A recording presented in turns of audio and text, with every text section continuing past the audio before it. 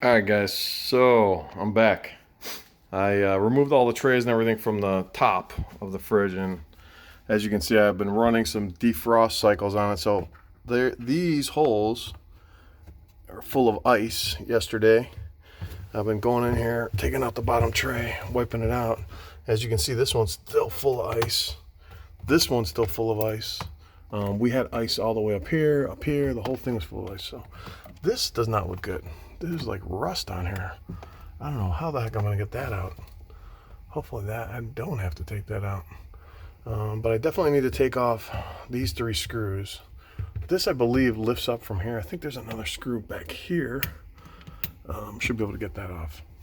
So it's dripping right now. There's